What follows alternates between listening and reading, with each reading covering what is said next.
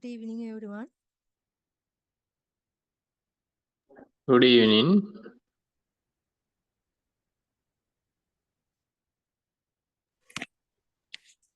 Let me share my screen.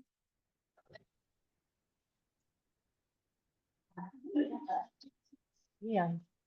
Good. Then मतलब वो तो होने का थी.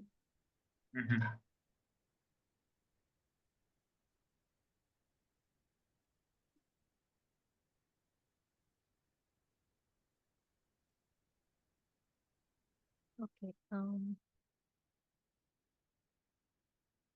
Siloshan is not there for today's session, so he will join from next week onwards.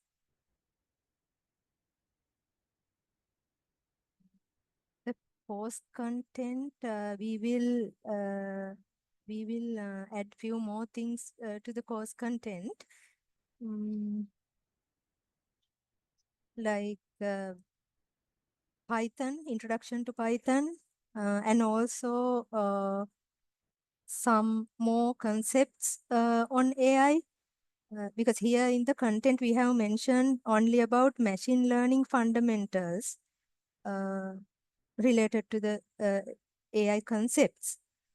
So last week we started machine learning, but in addition to machine learning, we will talk about more concepts like deep learning, computer vision, natural language processing, expert systems, and some other concepts related to AI. And also, in order to implement a solution, here the point before the last one, we have included implementing AI solution in clinical practice. So for that, you should learn Python, not into deep level, but you have to learn a little bit of Python. So Siloshan will help you in learning Python. So the content, in the content, we have included only the main topics. So AI is something changing day by day. So we will discuss about all new concepts in this course. So the content is not these are not the only topics that we are discussing. So there are some more topics. So these are the main topics since this is related to healthcare. So in today's session, today is the third session. So in today's content, the main topic is radiology. So we will talk about the usage of AI in radiology and some of the tools and platforms. The tools related to radiology are very expensive, and so we'll let you know about the tools which are available in the market, and we will try to create our own tools, like that will be covered in a future session. But today we will talk about the background on how we are going to do that, and then some of the practical demonstration on some of the AI tools included in today's session. And I have included this once again, just to remind you what we have discussed last week. So in last week's session, we discussed about the basics. We did an introduction to AI, and we discussed about the tools and the usage specifically related to medical research. And also we did a machine learning session, and also talk about large language models and generative AI concepts, and also the practical usages. So you can ask any question related to the previous sessions and today's session, because there should be a lot of things that you want to clarify, and also there can be things that we have not included in the presentation, but you might be looking for those information, those concepts. So because this is related to healthcare. So if there are special topics as such, let us know in WhatsApp. You can always talk to us and ask anything. The tools that we have discussed or anything that we have not discussed. Okay, so today we will talk more about neural networks because in the tools that I'm going to discuss, the neural networks are used. So because of that, we will talk a little about that. So neural network can be considered as a computational model inspired by human brain. So that is a part of deep learning. So we will talk more about that. And so Siloshan will go into the depth of those concepts. But I'll explain it in high level. And also we need to talk about natural language processing. That is also related to today's session. Okay. So natural language processing can be considered as a thing that can understand and interpret and generate human language. So that is the first thing you have to understand about natural language processing. And it can process and analyze text and speech data. So when you work with ChatGPT and the other tools that you are using for your day-to-day work, so you might have seen and used this functionality. So if you take ChatGPT, it can recognize text and also speech.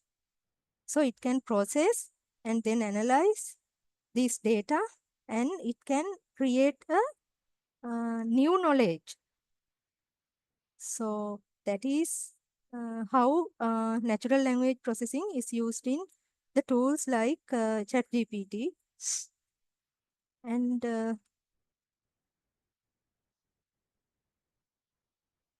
applications. So there are a lot of application areas that we can see where the natural language processing is used. Mainly in chatbots, we know NLP is used because we can have a chat with a machine like those machines are talking to us like human. So we can understand that the machine can understand our language, the natural language. Okay, when we take the techniques used in the natural language processing, it involves parsing, tokenization, and machine learning. Last week also we discussed about those things. Siloshan will explain more about natural language processing later.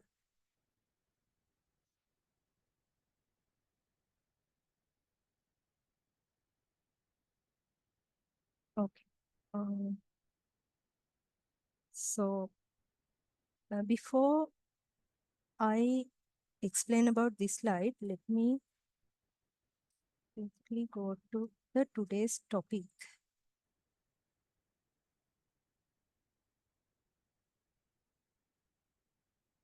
Okay.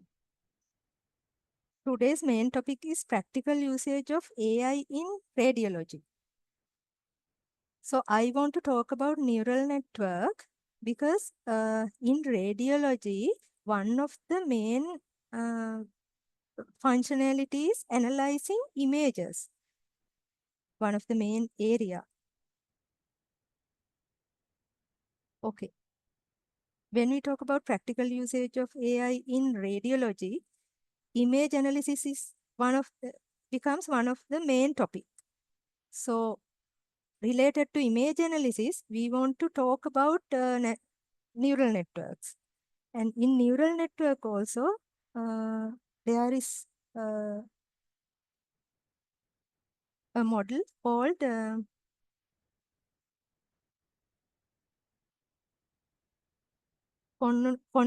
convolutional neural network. So I'll come to this slide later. First of all, let me go through this slide because this slide contains the content that we are talking about, the practical usage of AI in radiology. So mainly AI is used in image analysis in radiology, and then AI can be used in report analysis related to radiology. So those are two different things. So image analysis is something different. After that, if there is for example, radiology report, that can also be analyzed using AI. And then AI can be used as an integration with patient records. Here I have mentioned electronic health record. That means we can use patient history, data related to patient history and clinical notes and lab reports. Together with those reports, we can analyze the radiology reports in order to take decisions. So for that, we can use AI.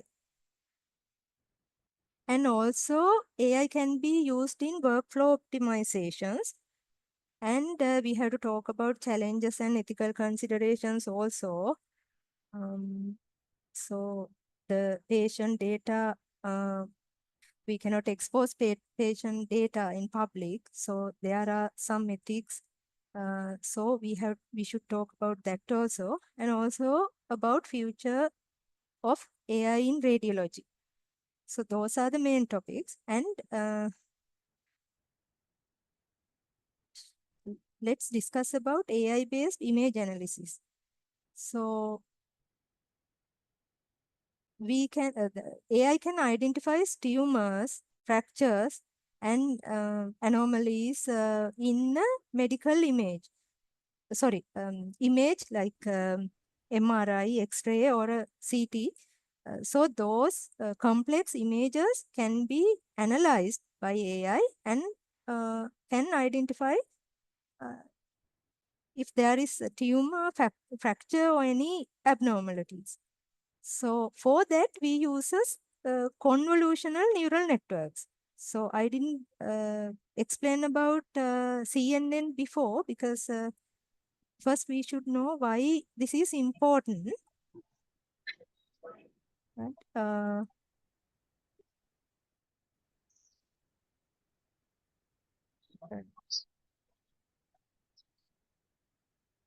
Okay, how AI detects abnormalities in medical image analysis.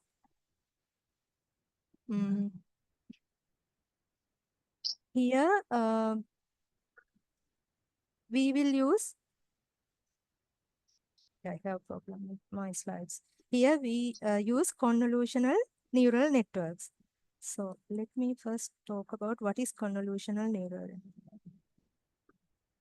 Okay, right.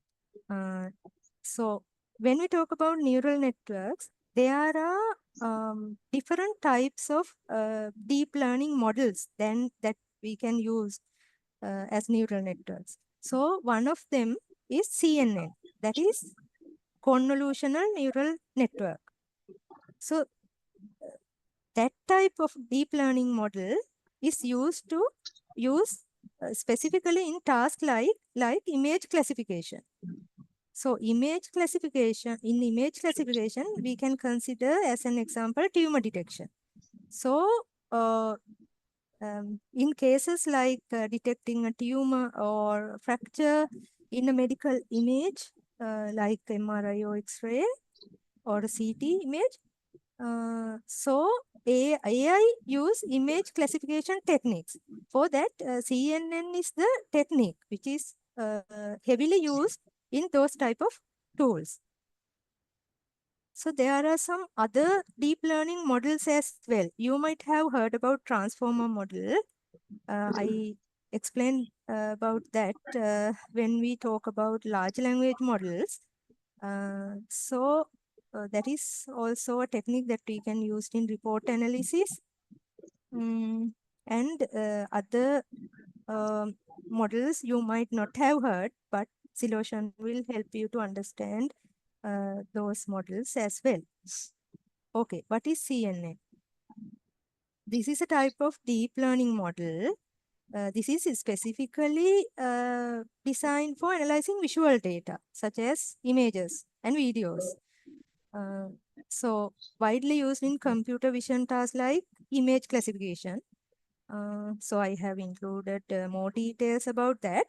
In convolutional neural networks, there are major components, four components like convolutional layers, pooling, activation, and fully connected layers. Right, I'll show it to you. And before that, let's look at the strength as well. In this CNN model, there is a strength like spatial recognition. So uh, it can recognize the locations like in an image.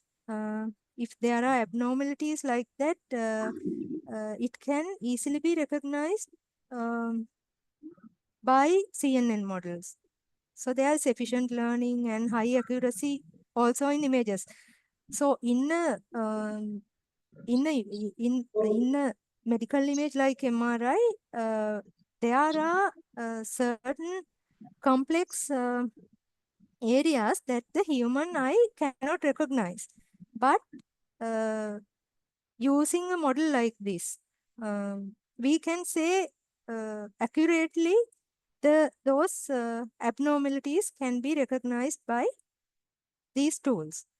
So we don't always say that when we work with AI, there can be a high accuracy, but here you will realize when you understand how this model works, um, the AI can recognize certain things that the human cannot detect in these images. Right?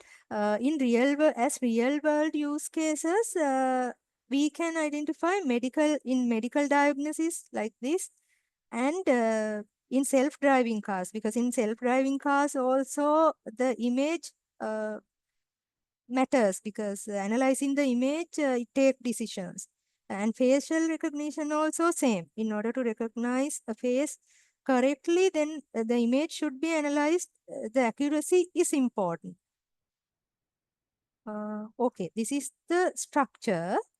So we saw there were components, four components. So here is the input layer, and then convolutional layer, the second layer, and this is the third one is the activation layer, and then pooling, um, and then in last two layers, the classification part will be done. So the early stages of these layers, it can detect the textures or edges in, for example, in a brain image, the brain tissues, edges, and those uh, kind of points can be detected at the early stages, and then in the mid layer, uh, it will identify the shapes and indicate indicative tumors. So, and the final layer is the layer which classifies the scan as a tumor or not. So in this layer, the final layer, the output will be given after classifying it with the probability. So next image, you can see this one is a treaty, and at the end, this is the classification layer with 0.7 probability. It can be identified as a treaty.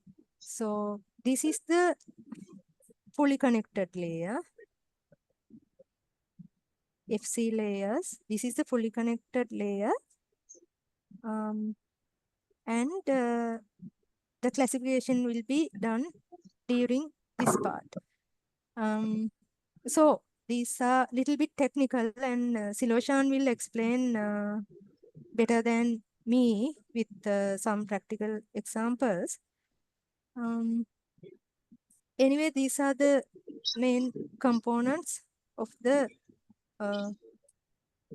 CNN.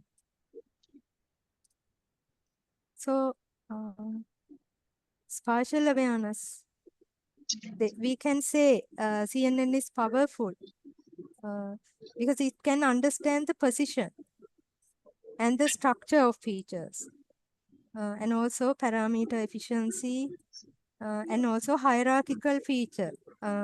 We can say there is a hierarchical feature because at the early stages, early layers, it will learn only simple patterns. As I told you before, it will detect textures or edges, and then we'll go into deep layers and learn the complex patterns.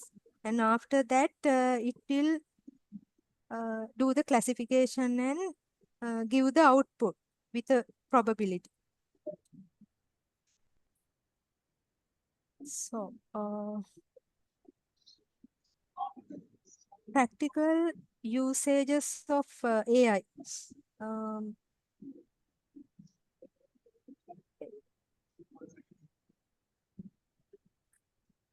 so we can say it is more accurate. So AI is assisting to work faster, and it can do more accurate diagnostics as well. So if we need more accuracy and efficiency, then we can go for use AI in radiology. And type of applications, yes, as I said, in image analysis, in X-rays, CT, MRI, like images, and in report generation as well. So NLP, again, NLP will be used in this context.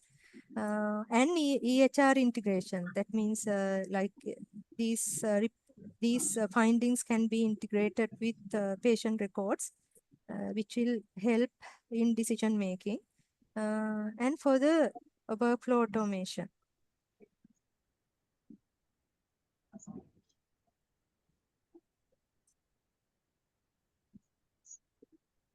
Okay, as I explained you before, there is a pre-processing stage. So it involves the noise reduction in the image, and we'll do the normalization, segmentation, and it will prepare the image for the analysis. And then feature extraction. So CNN, convolutional neural networks, will be used to detect textures and regions, and then classification. And the important insights will be given as the output.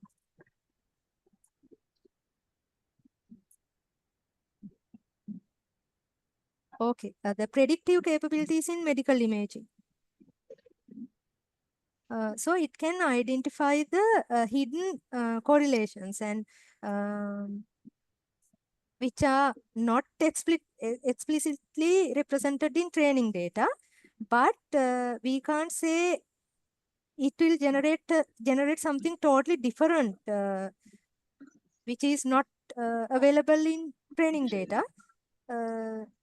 But there can be certain hidden things which cannot be detected by human.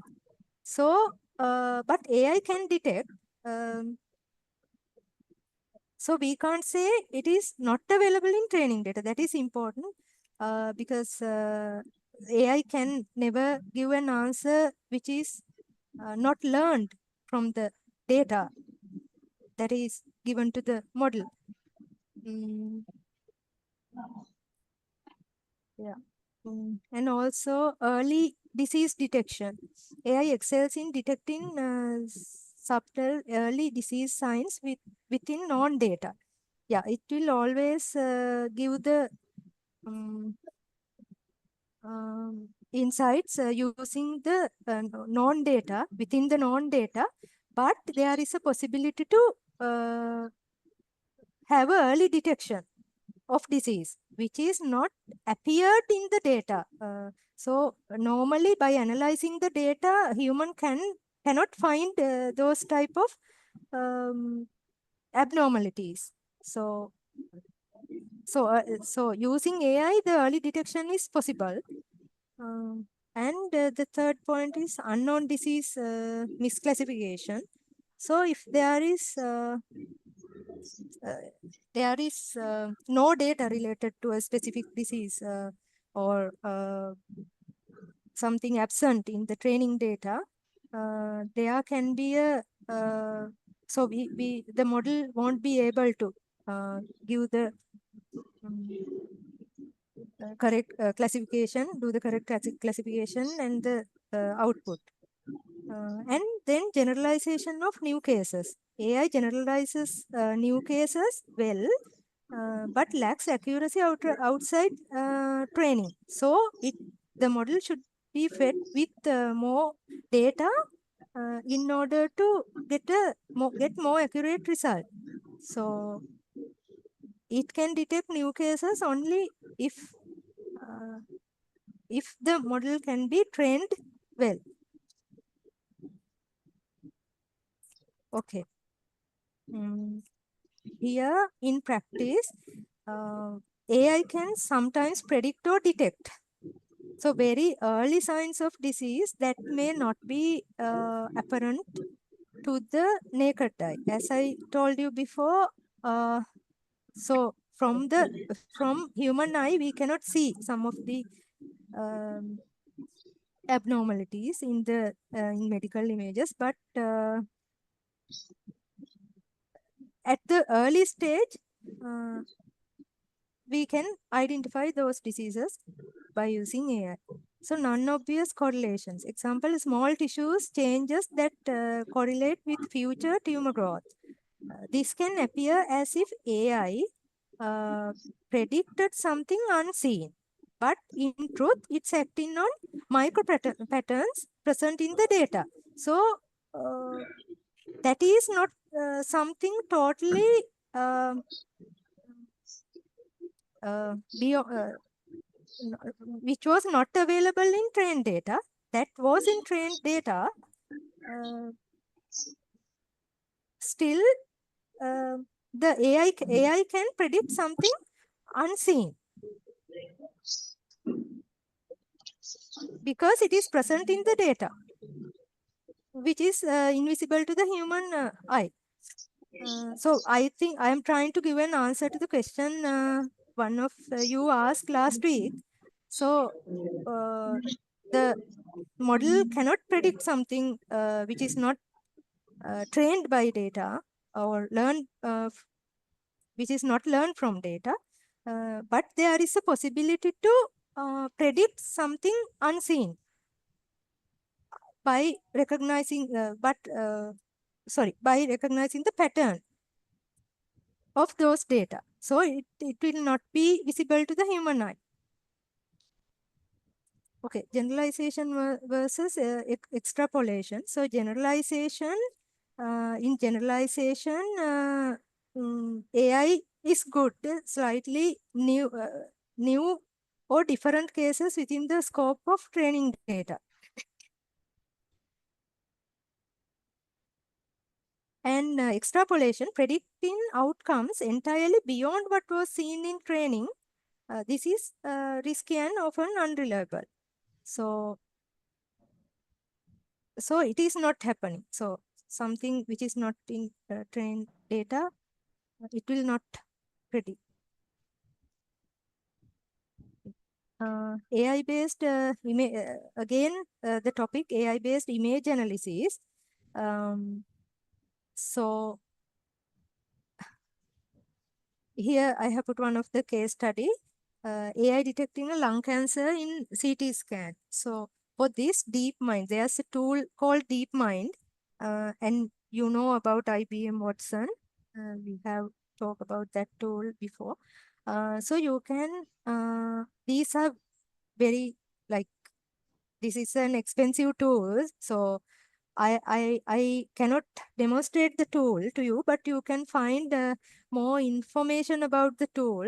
And if there is something you want to specifically know about that, I can explain. So there are a lot of tools related to image analysis like this. We can use those things, but expensive. Uh, but it's still, if you can use those tools, you can get a benefit from those tools uh, because of the reasons that I have mentioned you before. So another case study is AI assisted breast cancer detection.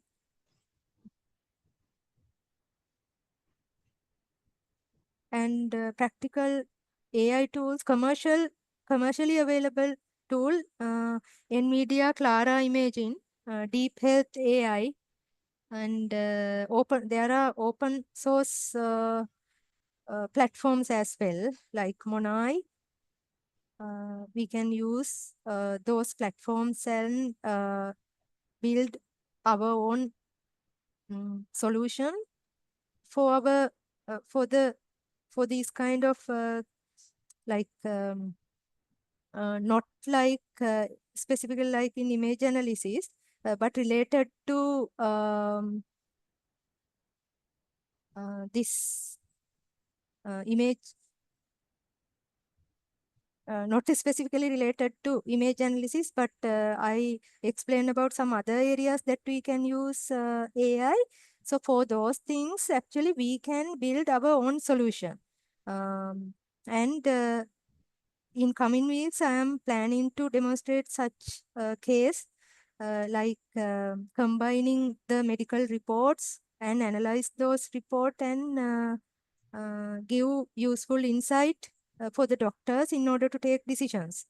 But when we talk about image analysis, there are tools which are very expensive um, in the market.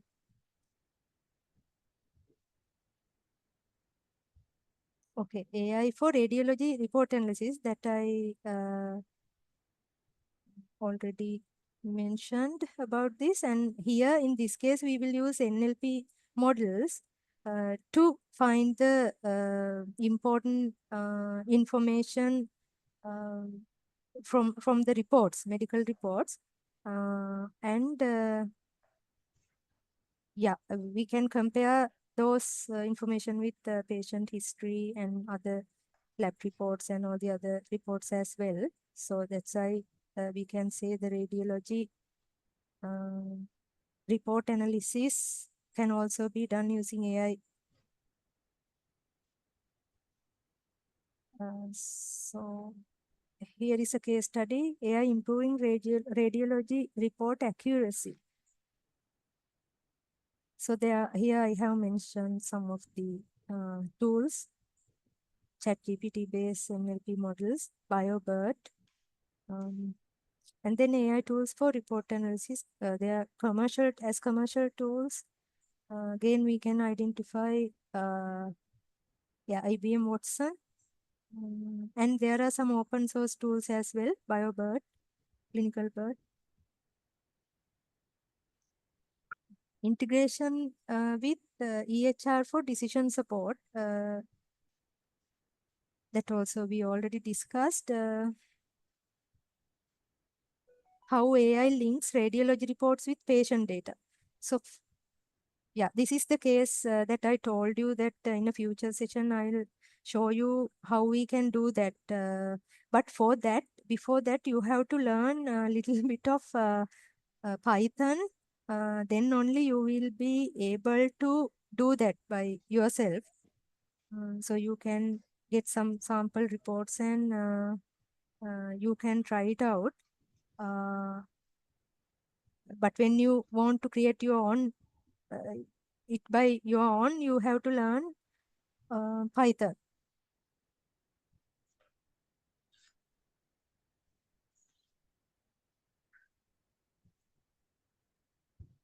Yeah, another use case, AI detecting stroke risk through MRI patient history. So when MRI uh, i- reports MRI reports and other reports given by these medical image analysis uh, compared with the other patient records, only we can get a useful insight about the patient. I think this question also raised during the last session. How can we do that? Is that doctor mentioned he's doing it with using ChatGPT, but if you are directly using ChatGPT, it will be difficult. So I'll go through step by step how we can implement our own solution for that without directly using ChatGPT, but instead using ChatGPT, the API provided by ChatGPT.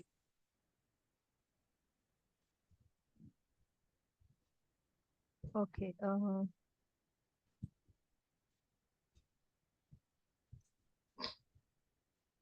Right. Workflow optimization. So in a hospital, if we um want to prioritize the urgent cases of patients, like in the triage, it is very important to have the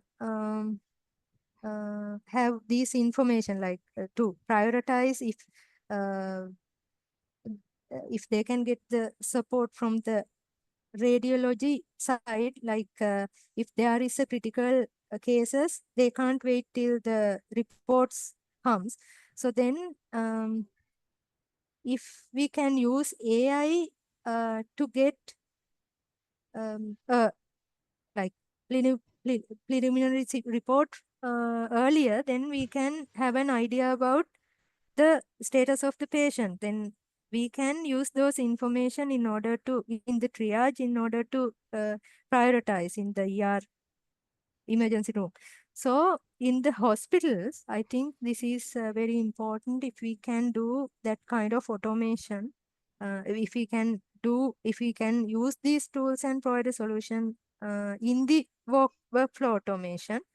Um, uh, and also we can use it in scheduling and reporting as well in the um, workflow optimization. We can reduce a lot of time if we can do that. And there are challenges and ethical considerations also related to, specifically related to um, this area, radiology. Um, and data privacy is important. So if we are creating a tool like that, we have to consider about the privacy of patient data.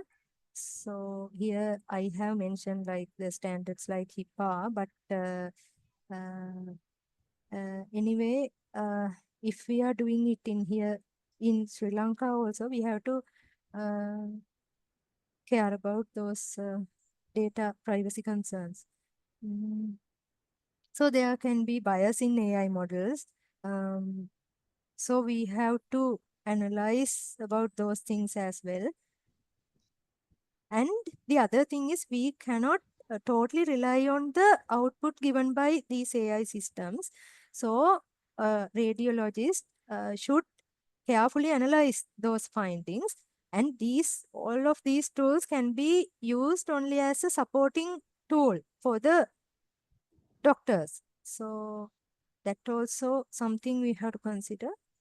Yeah, here also as ethical considerations, it is mentioned AI as an assistant, not a replacement. And there should be a transparency in decision making as well. Future of AI in radiology. Um,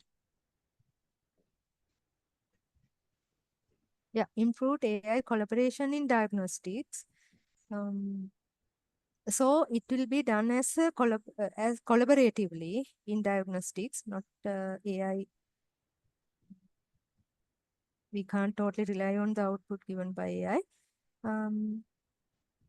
AI can help in customized treatment planning for specific to the customer, and AI human collaboration in diagnostic, and AI education for radiologists. Those are the trends. That is the future of AI. And here also I have mentioned improved diagnostic accuracy. So in the diagnostic accuracy can be assured together with the tool and the doctor together. So AI can do a contribute a lot in case of radiology because of the accuracy in the, for example, because of the accuracy in the image analysis. And sometimes we cannot rely on some other areas I mentioned before, like when analyzing the reports, we have to carefully handle that because the output given by the chat GPT is not, might not be accurate always. Yeah, we can reduce the workload and make the flow efficient and enhanced image quality. So we can use the tools to reduce the noise and in personalized treatments, we can use AI. Yeah, as I explained, the efficiency and the accuracy is the most important. And also there are commercial and open source tools. Like in the other areas, we cannot find much commercial tools less expensive tools in the area of image analysis. But as a decision support tool, we can develop our own tool by using open source tools that are available. So we'll discuss later about those things.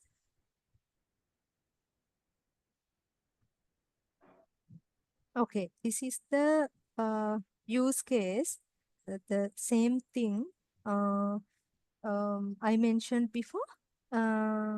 We want to analyze radiology reports and we want to integrate local patient data, history, lab report, and clinical notes with those reports and get useful insight for the doctor for decision making.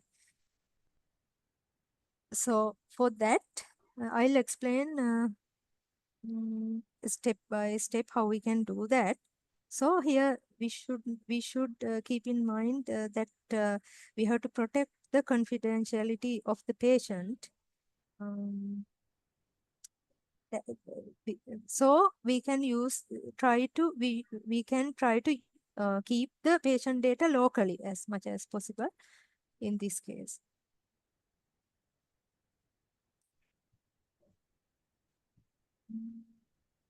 Okay, step one, we can decide what we want to achieve. So we will summarize the findings from patient records and radiology reports. And then, detect the inconsistencies in the reports. And we will flag urgent conditions as well and suggest follow-up investigations, treatments. And then we have to select the tools we need. So here I have highlighted ChatGPT. Yes, we can use ChatGPT API. And that is a large language model. So I explained you last week, there is Llama. So that is also open source tool. The difference is Llama we can deploy locally and use. Uh, then we can keep everything, all data in a very confidential manner. But ChatGPT is still, even though we use the API, it is not deployed locally. So uh, here we will first talk about how we can solve this problem using ChatGPT, because normally when we deploy a model like this locally, we need a lot of resources. For that also, that is also uh, if we can afford for that, there's no problem. But anyway, we can go use both approaches. Um, and I would like to do first using ChatGPT API. Today, I'm not going to demonstrate anything. As I told you before, you will learn first Python little bit, and then you can try it by yourself. And next week, I'm trying to show it to you how it can be done. Today, I'll explain only the steps. Okay, local NLP engine. So these are my findings that I have done an investigation. How to do that. Uh, okay, we can use NLP engine like this. Here I have mentioned two of those, and ontologies and private deployment. Llama we can deploy, and I don't know whether you have heard about GPT for all that can deploy locally, but it is not a highly capable large language model like ChatGPT. So I don't recommend GPT for all. Mm. So, and we should have a web interface also in order to access the chatbot. Because we might not use ChatGPT interface, so we might have our own interface in order to access this tool that we are going to create. Okay, and also we will encrypt the data, and we will have to do certain things in order to keep the data securely, and prepare data. So you have to prepare data, all the reports related to the patient, lab results and everything, and convert the files to PDF format or a structured format like JSON or plain text, whatever. It should be structured. And use OCR. If data is scanned, like if data is in the image format, for example, maybe there can be a report written, but maybe it's an image, not written. So image should be converted by using OCR. So like that, if there are cases like that, we have to use OCR as well. And perform local NLP processing. So we can use these tools to extract medical entities, um, symptoms, drugs, and yeah, in the medical report, there can be the symptoms mentioned in the report and drugs that patient is taking. Those medical entities has to be extracted from those report. So there we will use NLP. And map to ICD-10, you must know about that. ICD is, if there is anyone who doesn't know, that is an international classification for diseases. I think in Sri Lanka, I don't know whether it is there in Sri Lanka, used already in Sri Lanka. But according to this classification, if it is a cancer, there is a different code range for cancers. For diseases, there is a code in the way of code.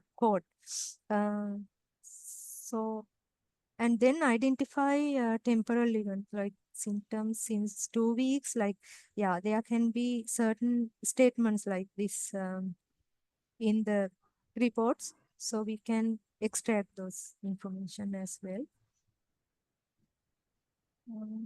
Okay, we will use these tools. Okay. To extract medical entities, I have put a Python code here. We will use something like this code. Below, you will see this Python code. So I'm not going to explain about that until you learn Python. Uh,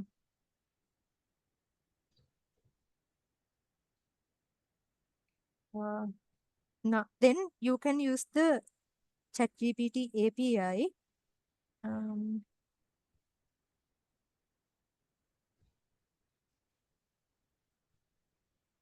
Here also I have put a Python code to show that how we are going to integrate with ChatGPT.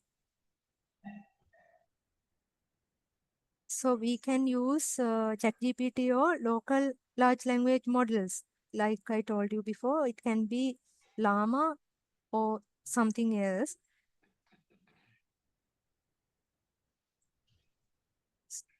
So that's why there are option A and option B. In option A, use ChatGPT API.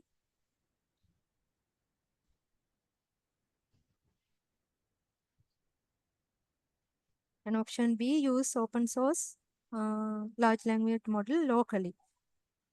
So there are some other models like ChatGPT for all, Llama or Mistral. Those kind of open source tool we can use as option B. And also we can use LangChain like framework. That is a framework that developers can be used to implement solutions using Python. They can use a large language model like this ChatGPT API or Llama and use LangChain and use Python and provide the solution.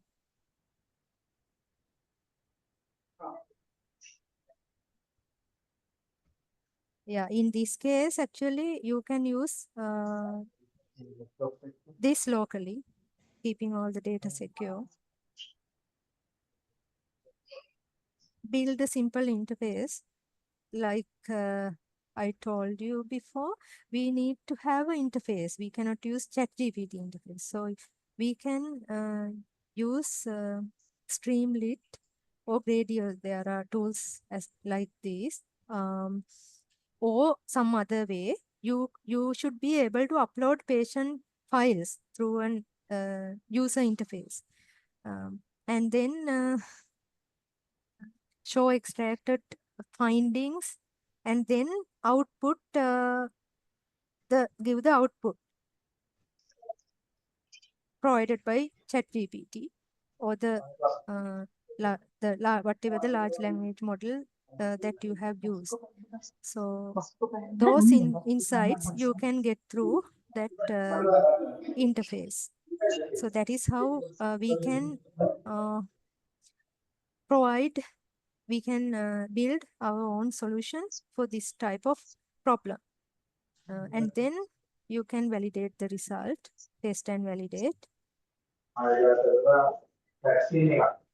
And here, in this case, we can use real world data anonymously. So if we can get patient records, there is a way. Normally in our softwares, we use patient data. We can mask the data and we can anonymously use those data. And also we can involve clinical professionals can use this system and validate.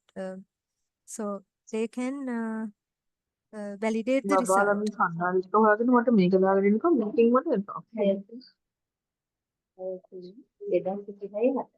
මේ videos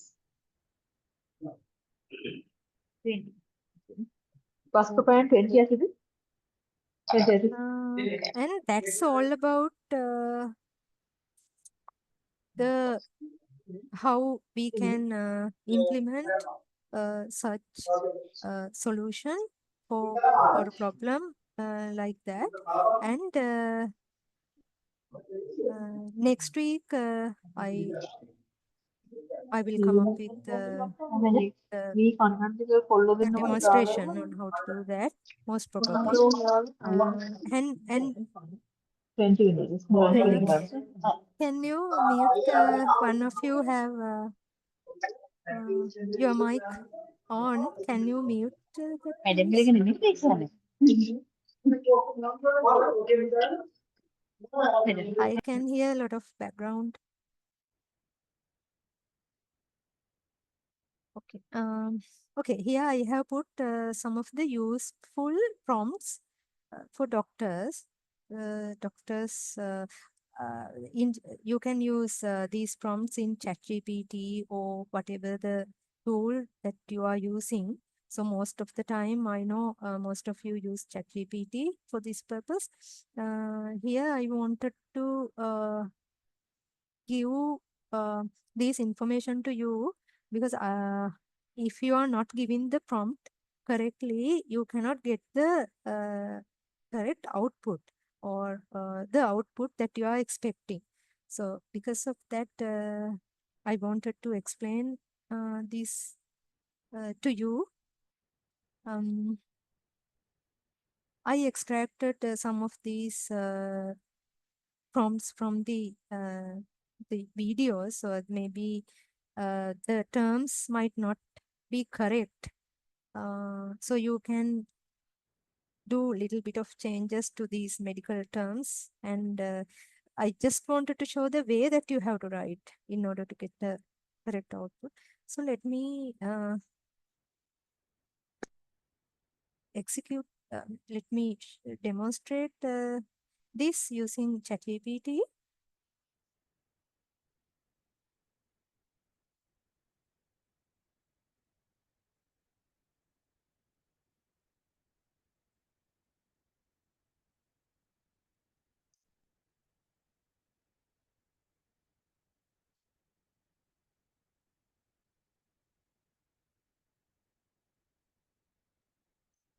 Here, when you're writing a prompt for the ChatGPT, then you have to write something like, please assume the role of an experienced interventional cardiologist with over 20 years experience in treating chest pain, heart attacks, and heart arrhythmias. Then it's like we are asking ChatGPT to become an expert in that case. Then I would say, so I am an emergency room physician and would like to discuss the case of 65 years old male patient with a history of strokes that presented with severe chest pain in his right arm with radiation to the fingers. But what lab should I get? What medication should I start? And what other diagnosis should I really be considering? I'm asking some questions. Radiation to the fingers. Okay. What lab reports should I get? Should I get? What medication should I start? And what other diagnosis should I really be considering? When I ask that question from ChatGPT,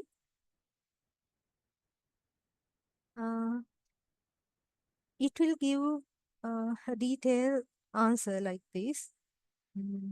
Initial assessment and lab workup, clinical lab imaging. You have to do these labs and immediate management. These medicines are recommended. Different diagnoses to consider. Yeah, or it has given the answer to all of your questions, but still you have to carefully handle carefully analyze these answers, because we cannot totally rely on these things. Sometimes ChatGPT search from the internet and give results, so we can't say it is totally correct. But it can analyze your problem properly and give a slightly good answer.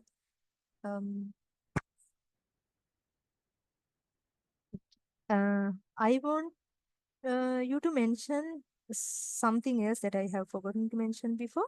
So you should know about these prompts also when you are when you are implementing your solution, own solution for the problem also. So you have to be familiar with these prompts. You should be able to talk to ChatGPT like this and get the answers, correct answers. Then only we can get a better results from those tools as well. But,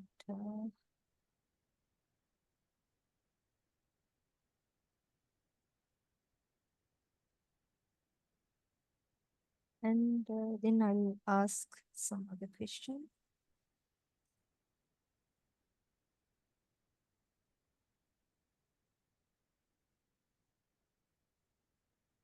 Patient has a pulmonary embolism. What signs and symptoms, labs and treatments should I perform?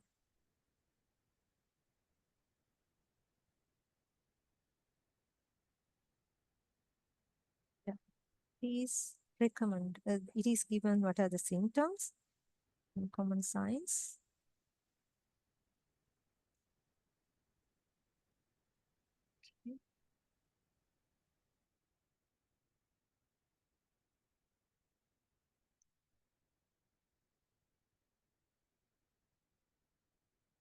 Okay. Some I'll give a different kind of question.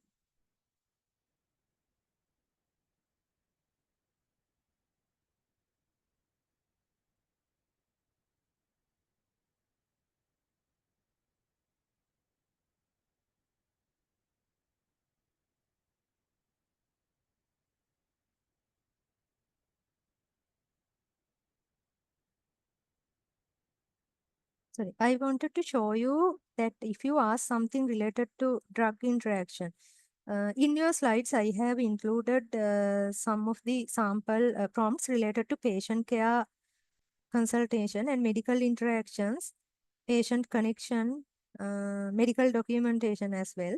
So in related to uh, medication interactions, I ask yeah, I'm planning to give this aspirin and warfarin. There is an interaction. So when I mentioned about that, here I mentioned please take the role of a doctor with several decades of experience. Mm, Take the example list of medications below and tell me if there is any concerning medication attractions I should be aware of, and so here we have current medications include these stuff, but I know aspirin, warfarin, there is a problem. So when we include those things in the prompt, yeah, it's nicely gave the list of medications that I have mentioned in the prompt, and then concerning the interactions, here it is mentioned the risk of giving these two. And like that, we can get a lot of useful information by giving the prompt correctly. And if you want to get this in tabular format,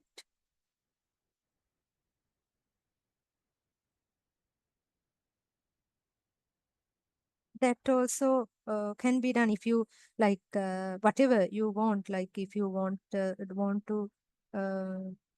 get something in graphically, like a chart or something you want to get as a table, then if you mention it in the prompt, you can create it in a tabular form.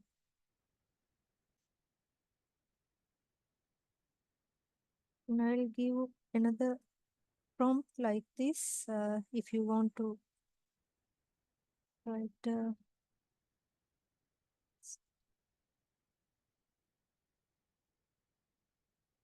please write me after visit summary.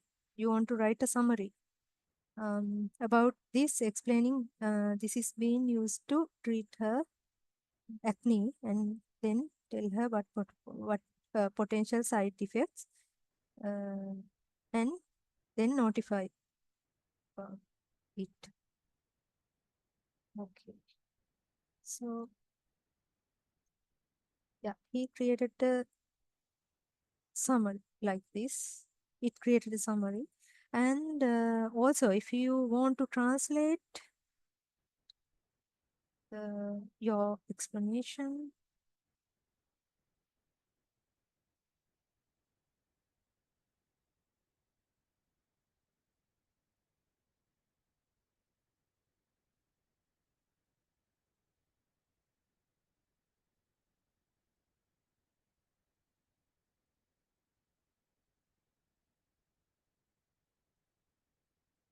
yeah, you can do things like that. Anyway, I have included the prompts that it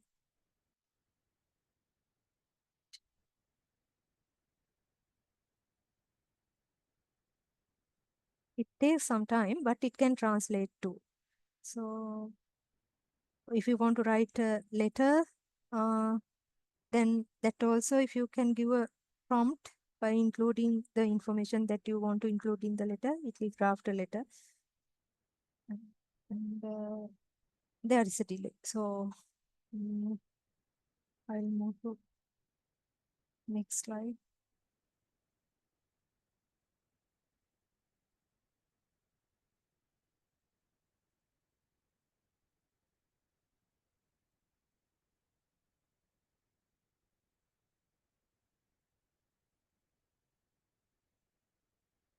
Okay. Here I have mentioned some of the resources that you can use if you want to learn Python. Here I have put a YouTube tutorial, so you can follow that one. That is free. So I have put the link here.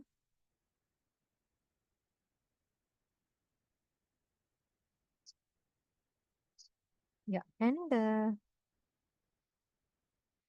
in this website also, you might know this site already. A lot of like developers are using this site. I'm not sure whether you are aware of that, but here you will find a lot of tutorials.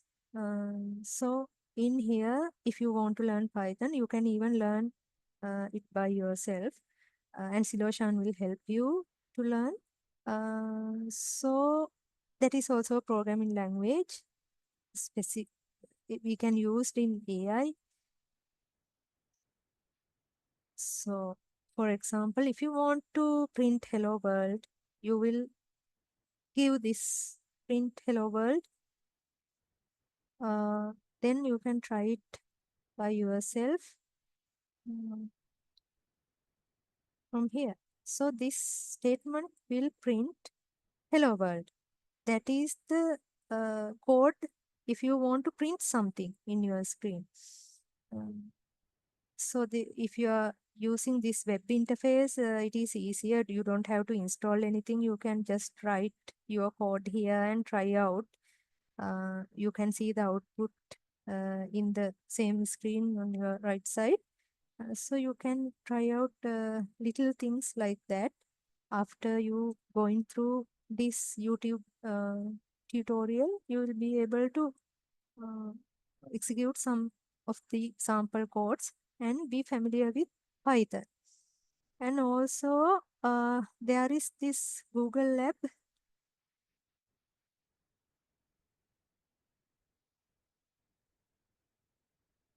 In here also you can use, you can execute your sample Python codes. Let's go to another browser and show you how to log in. So you can log into your, like you did last week, log into your Google account, and then when you type the URL here, then it will show the page like this. Here you can create a new notebook in Drive. So it will use your Google Drive to save your files. And it will give the space to store what you are doing. And here also you can execute your code as the same way you did in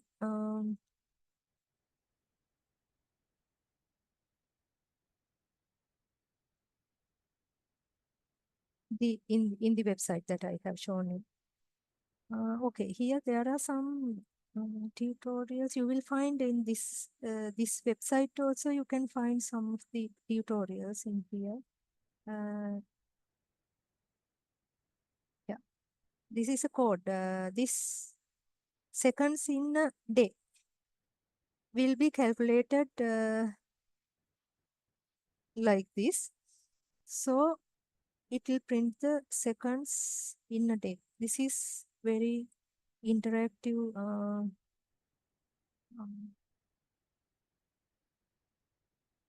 interface that you can execute your Python codes.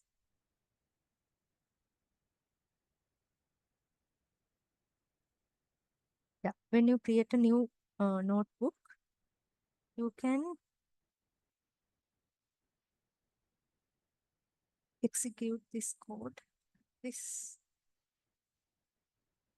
There is this little arrow button. So when you click on that, you will get the output like this. So it will multiply these three numbers and will store the result in this variable. This is a variable and it will be printed like this. So like that you can try out Python, and I'll show you if you don't know what's happening in here. So you saw this code, but if you cannot understand this, you might take examples, but you don't know what is happening in the code. Then what you have to do is you have to go to ChatGPT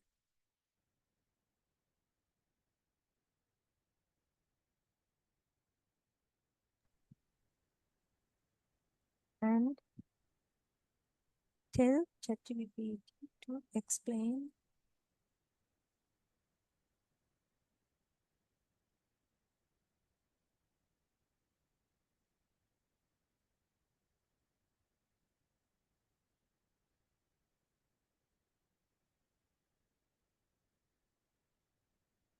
Yeah, it will explain your code.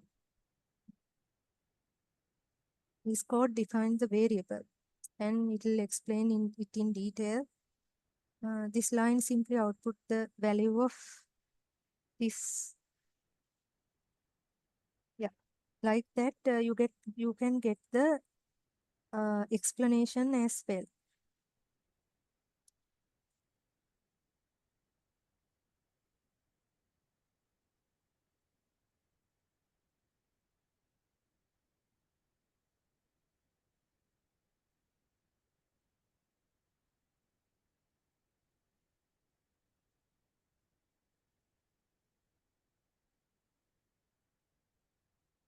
I don't know why my ChatGPT is a little bit slow.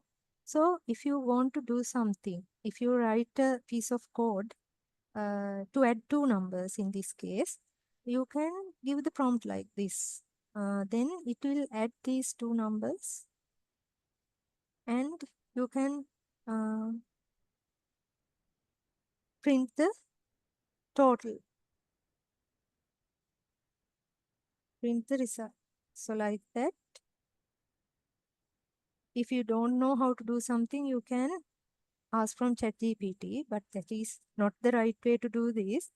But when you want to learn, you can do this. If you don't know how to do that, you can get the result from ChatGPT and ask ChatGPT to explain the code. Then it will explain you how it is done.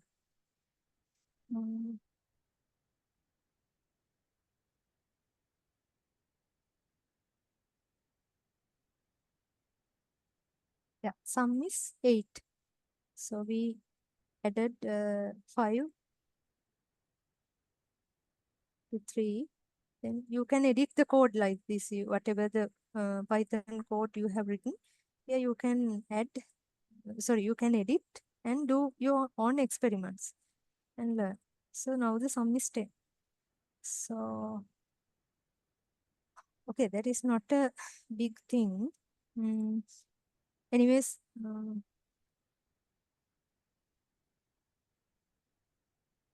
Silvashan will help you do that.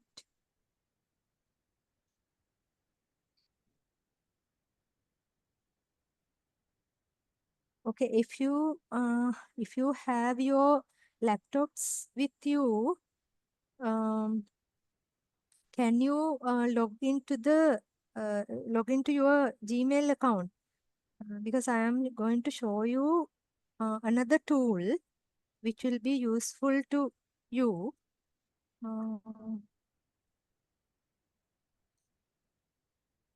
If you can log into your Gmail account,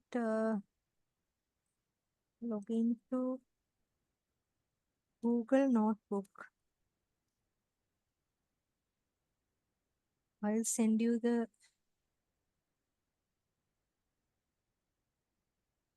URL.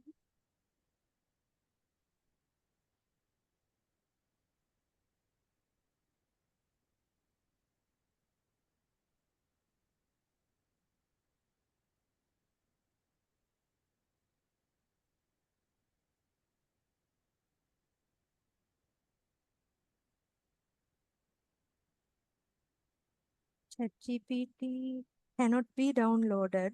As I told you,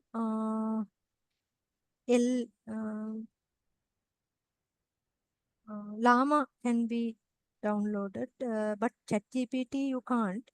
There is something called ChatGPT for all that I can't recommend much. So ChatGPT you can't, but there's the API. You can use the API. That's what I have explained you. Next week I'll explain more about that thing. Anyway, you can, but DeepSeek you can download and use. We'll do a session on DeepSeek as well, how to do it. Okay, I have sent you the, we'll answer your questions at the end. I sent you the URL. If you can log into, click on that link, please. Then you will go to this site, notebooklm.google. Here, please ask if there is any question. If you can't log into this, if you have not logged into your Gmail, then probably it might ask you to give your. We have logged in. Yeah. I have logged in. Okay. Okay. And then here you have to click on Try Notebook LM. Yes. Yeah. Then create new. Create. Create new. Let me show. Okay. Okay. Try Notebook LM and then create new. Okay. There's a plus Wait. button. Okay. Make it okay. Yeah. Create. New. Oh, did you saw that button? Yeah, I got the create. So I'll get the create. Yes. Okay. When you click on create, can you see this type of screen? Which one? Yes. Okay. So now in Notebook LM, you can upload your, if you have any files, PDF files or whatever you have, you can give, if you have a file, you can upload, but Word files, it will not accept. If you have a PDF file, like anything, you can Even like a upload. book. Even like a book. Yeah. Yeah, because you can create notes from that. In my case, yes. I'll upload, I created some reports of a patient. So I'll upload those two reports because different people are using this tool for different purposes. So in the medical context, we can upload medical reports as well. But for the students, most of the times students or anyone can use this tool to keep their notes and summarize notes and create a podcast from these notes, like that. And if you have a YouTube URL related to something you want to summarize or get more information, learn more about it, then give that YouTube URL here. Here there is this YouTube button. Uh, so from that you can give the YouTube URL also. But I gave these two PDF reports. This is related to a patient. I have some, let me open it and show it to you. Yeah, John Doe and medical record number, date, admission, and there are these information. I got this created from ChatGPT. So it's not maybe not be an accurate report. Anyway, his complaints are related to heart failure. I wanted, my use case is something like the information of a heart patient. So he's having a chest pain, and there are some of the diagnostic related information are there in this report. The medications that he is taking, these type of records are there. So date of report March 29. My other report is let's open that one as well. Report 2 is April 10. So 2 months. So my case is different. Maybe student might include all his notes here. Okay. I'll go to add source again and I want to include YouTube URL as well. That is also related to heart.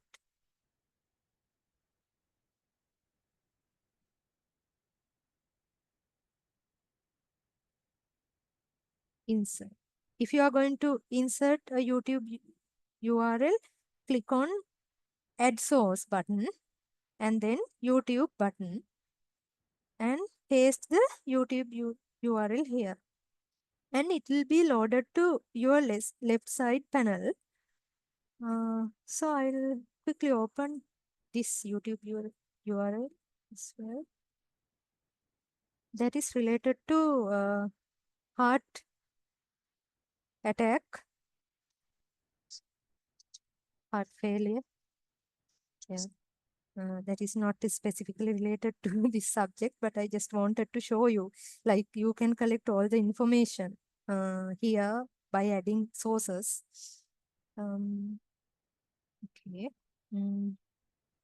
Remember that you can add a website as well if you want to get more information. And if you have Google documents in your Google Drive, you can upload from Google Drive as well. Okay, once I uploaded these things, it gave a summary of these three sources. Using all these sources, it created a nice summary by analyzing the content of these files and YouTube. Okay. And then here,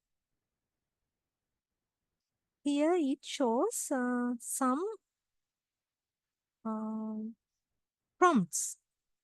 When I go through the arrow button, I can see pre-written prompts are there. But if you have your own question, you can ask from here, like ChatGPT. That is exactly something similar. If we are using this tool in the medical context, we can think of it as the use case that I have explained to you. So the same way we have given all the sources, and now I am asking questions about this patient. But I don't know how accurate this is in the medical context, but I saw on the web some people have used it in this purpose as well. Because this is a new tool and AI is changing every day. So the newer version will come. And so the about the accuracy, I can't tell, but I am also using this tool when I want to summarize something in a YouTube URL. There are long YouTube videos, so I don't have time to uh, watch everything. So what I do is I upload it here and ask it to create summary. And sometimes if I want to extract something from the YouTube video, then I can ask it to extract that particular part for me. So then it will give the only the part that I have requested, like that. So here there is a prompt.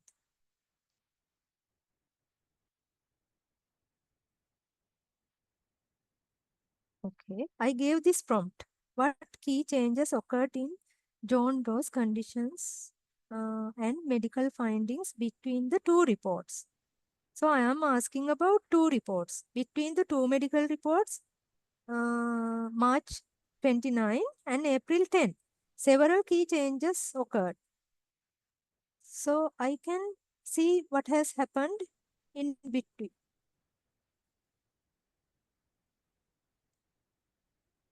Like this.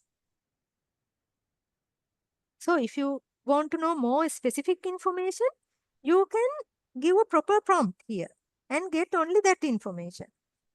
So then we don't have to spend to read entire reports.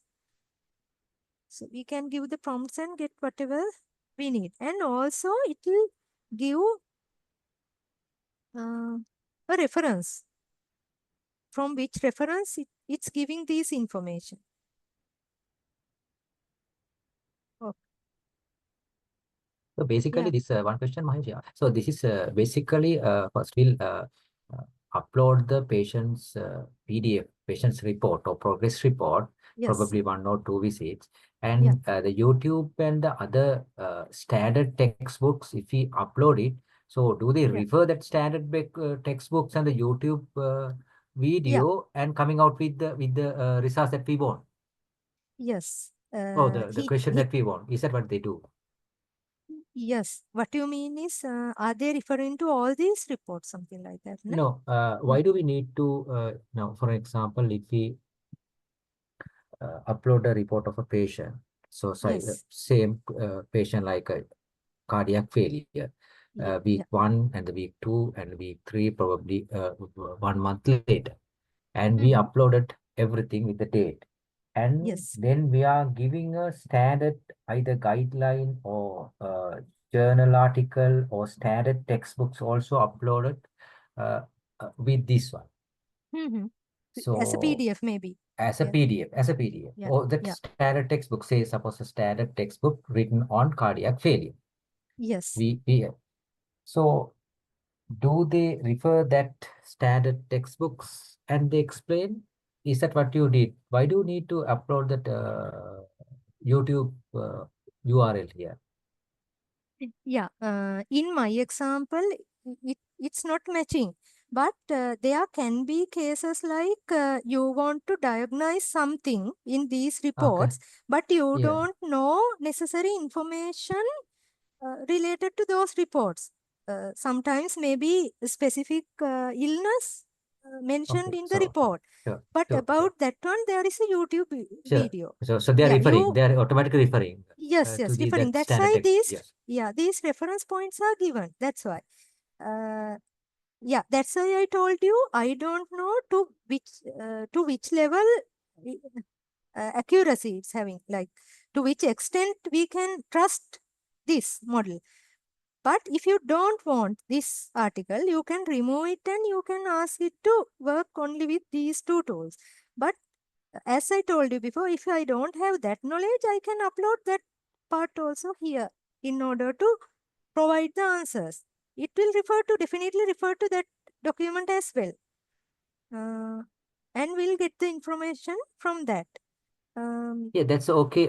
Good. Now, if I just go to the echocardiogram, the ejection fraction as a measure of the heart's pumping efficiency decreased from 45% to 40%, signifying worsening the left ventricular function. So that is very important, not for us. I mean, we are not going to get the accuracy, but even that we can get some idea what is happening with this patient. Okay. Yes, thank you. To add something here, say for example, you have a lengthy lecture on a particular subject.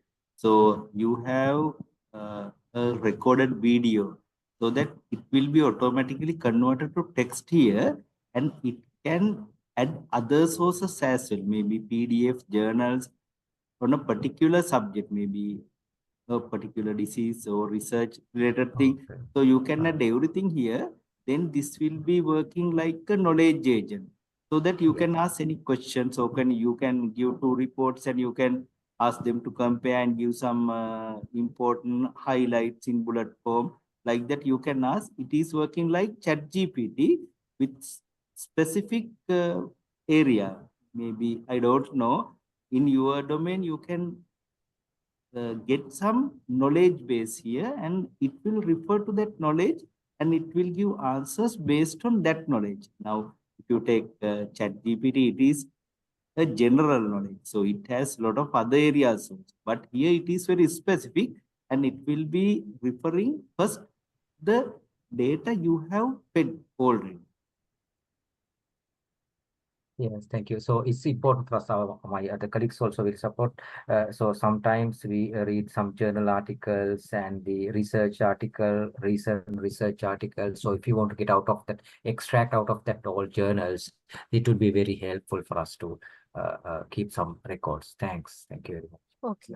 In Okay, your I think discussions, you you have... can, in your Sir. discussions, you can refer a large set of documents here, and you don't need to go one by one and search it, and you can get different locations, and you can discuss further about a particular scenario together. So it's a common place where you all can share all the documents and quickly read. If it is a video, it will take hours to read everything, but here it is converted. Even you can search very quickly, and it refers to that particular location in a minute or second. Sure. Yeah, we will try some few cases next week and then come back to you if there is. That's good. So I think you have to do experiments with this tool, because I am also still doing, but in my case, since it is not medical context, so most of the time it's helpful for me in order to make notes and quickly go through certain reading materials that I have. So, and here the other thing is I gave predefined prompt here, but you can give your own prompts and do your experiments and see whether this is useful for you. Yeah. And I think this is going to be an answer for one of the question one doctor asked last week also. I think he is expecting this kind of solution for his problem. He is going to upload reports time to time, and then he want to use ChatGPT and combine these information also with that and get the answers, something like that. Okay. Here you can add notes. I don't know. There is an echo. Why it is happening? Can you hear me properly? Yeah, we can. Yes, we can. Okay. So there's another nice feature, like you can create mind maps also.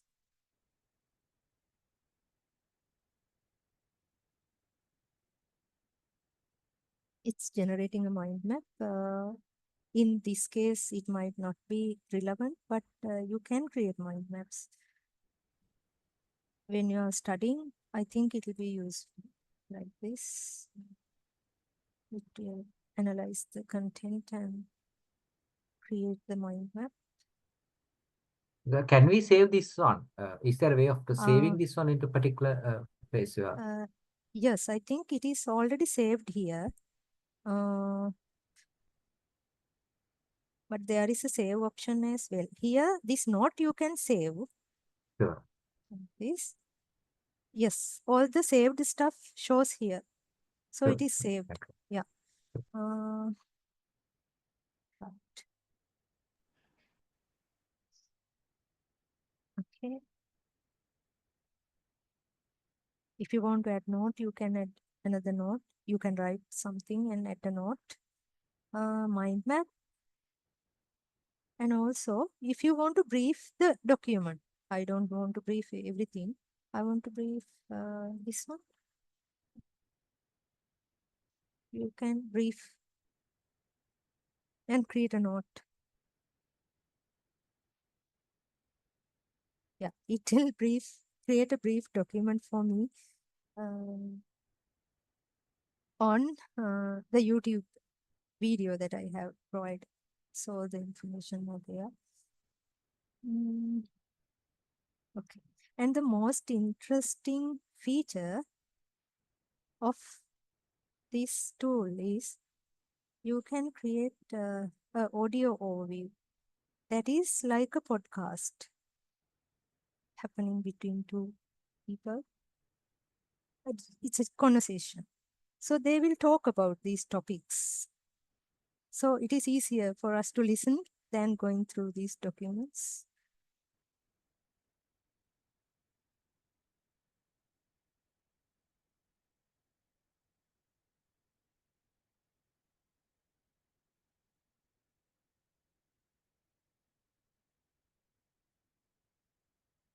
I don't know whether you can hear the computer sound.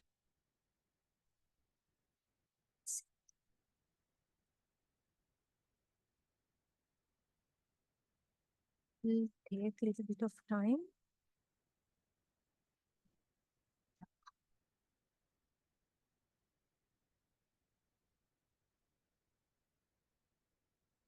And the other thing is, this is a new tool.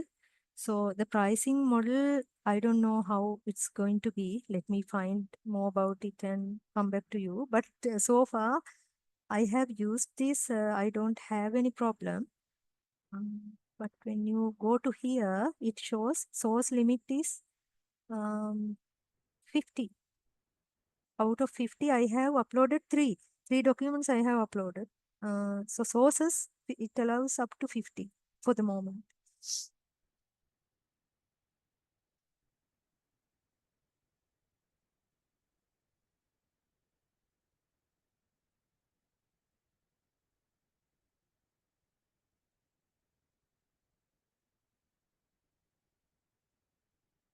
If you want to copy it, you can copy it quickly and send it to someone else.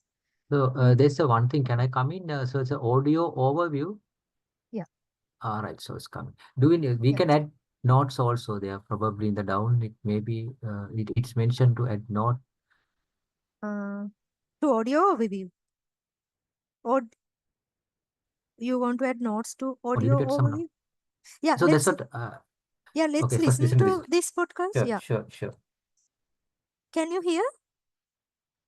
Can you hear the computer sound? No, No? no, we can't. Okay.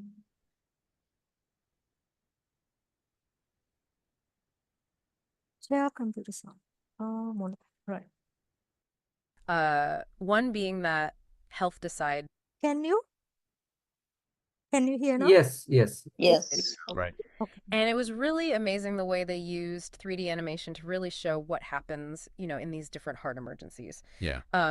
And then, those medical reports about John Doe. Yeah. So, I mean, it seems like what we're trying to do here is, really get a solid grasp on like what's the difference between, cardiac arrest, heart attack, heart failure. Yeah, and I think what's interesting too is not just like what are they, but how do those things relate to each other? Because we're going to see Right. with John Doe that he has all these risk factors, and how do those things sort of contribute? And then this fibrous cap forms over it. Okay, so what is it that then makes that, underlying plaque problem turn into an actual heart attack? Well, the video says that it's inflammation that weakens that fibrous cap, Oh, and then it can rupture. okay. Did you understand what's happening? It talks about medical reports. Yeah, John they Doe are is doing mentioned as in a, medical. it's Yeah, like, comparison. it's a comparison and giving a good, that's good. Yes. Because Good for my us. topics are not relevant, but in your case, I think you will be able to organize it very.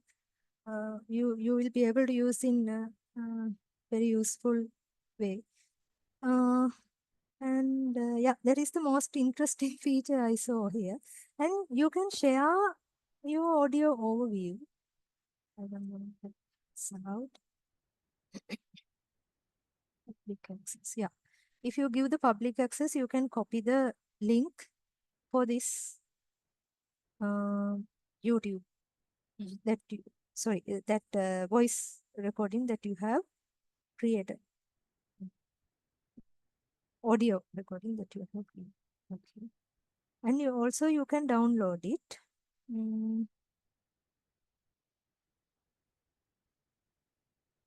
I saw something like you can add it as a resource also, but I'm not sure about that.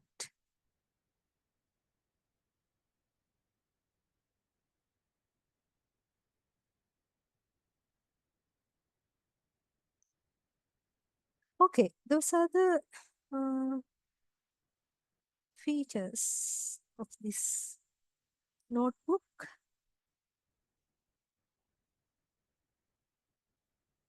Here I clicked on a study guide. It is creating new note. It's a study guide. Uh,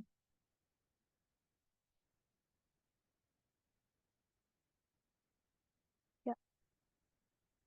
So you can try out all those options. It says it's a study guide.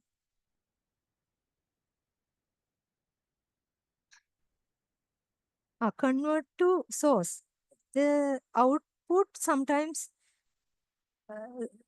when you generate an output like that, you can convert it to a source like this again. So that is also an interesting feature. So you can use that also again for like you can use it as a source and again generate something.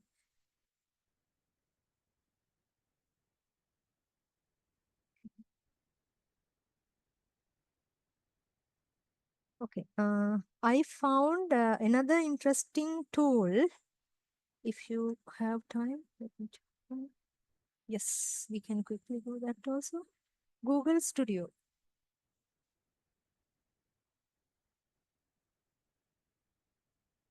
Google AI Studio. So I'm every day I'm explaining about tools, and sometimes we want to learn certain tools without having the support from someone else. So I found this tool, and I think it will be useful for you. When you know about some tool, then you can give it to AI Studio and ask it to explain how you can work with it, like a user guide. So it will guide you step by step how to get something done in the particular tool. So in order to go to Google Studio, I'll send you the link.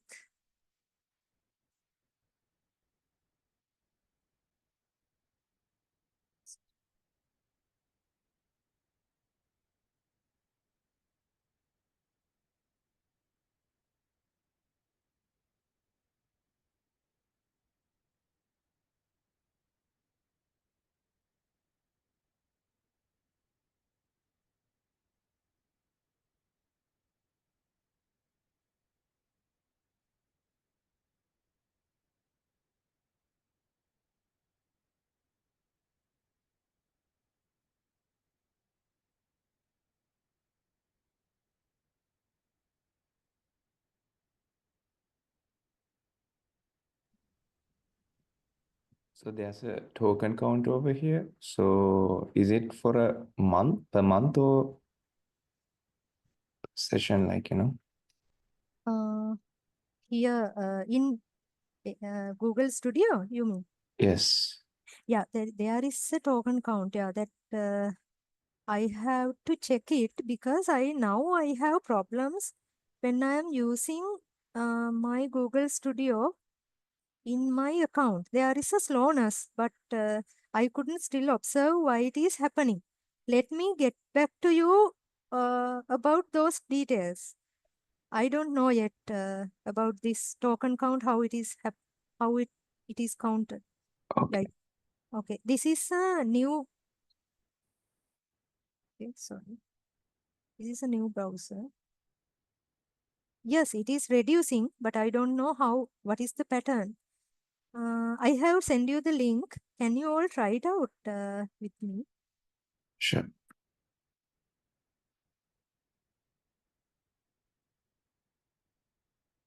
Okay, Yeah, here I have the got it. count. Okay, the token count is yeah, this much I have, but in my Chrome browser I have login from my own account.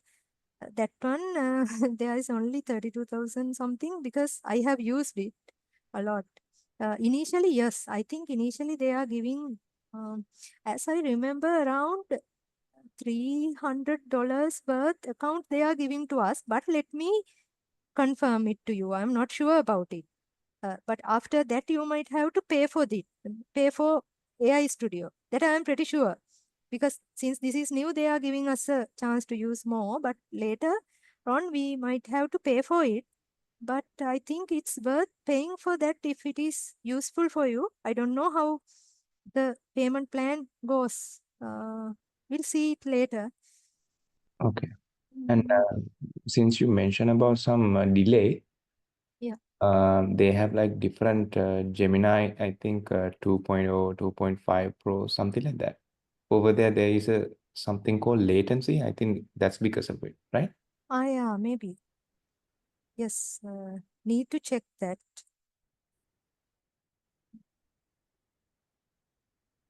Yeah, maybe because of the latency. Yeah, we'll have to investigate on it. I'm not sure about it. Okay, in here, let's say I want to use some tool, maybe Canva.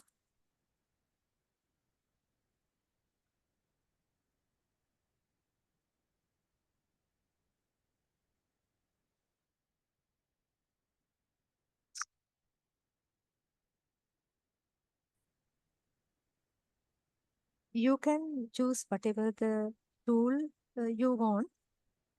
Here I logged into canva.com. That is that is a website that we can use to create our presentations. So I'm using that tool to create my PowerPoint, the presentation that I have presented to you today.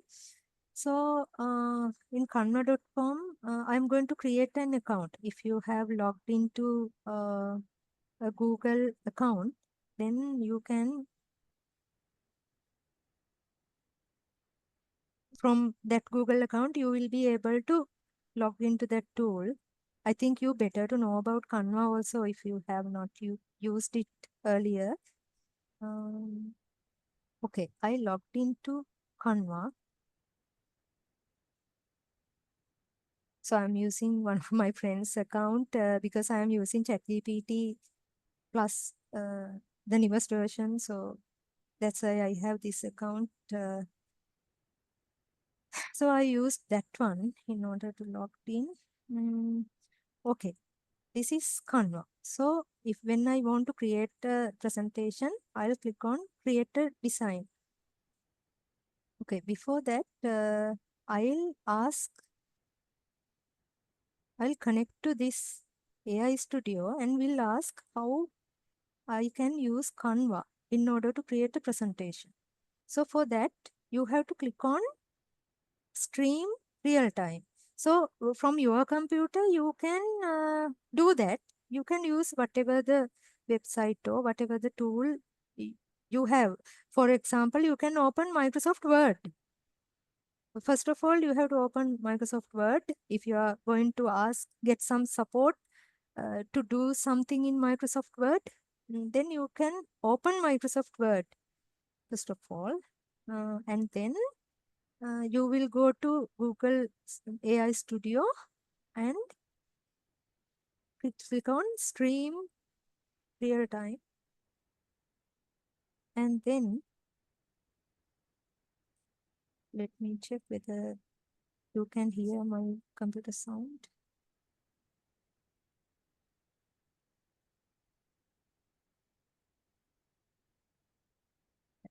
Yep. Then you select Stream Real Time and then select Video Source.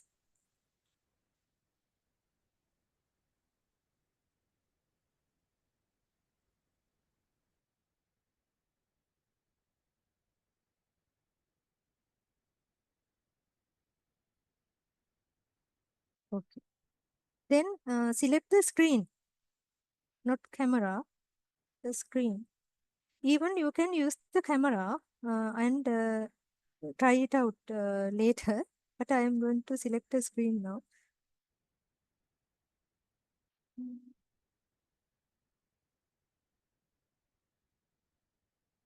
I'm going to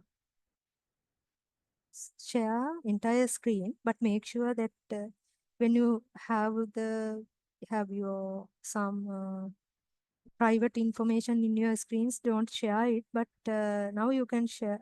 In my case, I can share it, so I'll share my entire screen because if you have Microsoft Word open, then you will be able to choose that screen. But I want to select entire screen because I'm going to select a tab from my browser. So that's why I'm going to select entire screen, share. I click on share.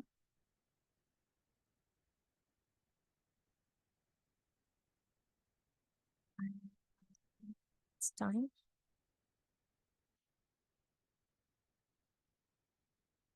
Maybe in Microsoft Edge, there might be a problem. Let me move back to my browser. Open Canva.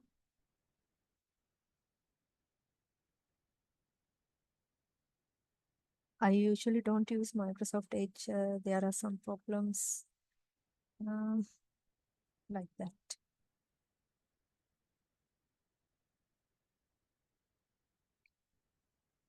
Here, I'll click on Stream Real Time. Select Video Source, Screen, and then I'll select entire screen. Allow. Allow.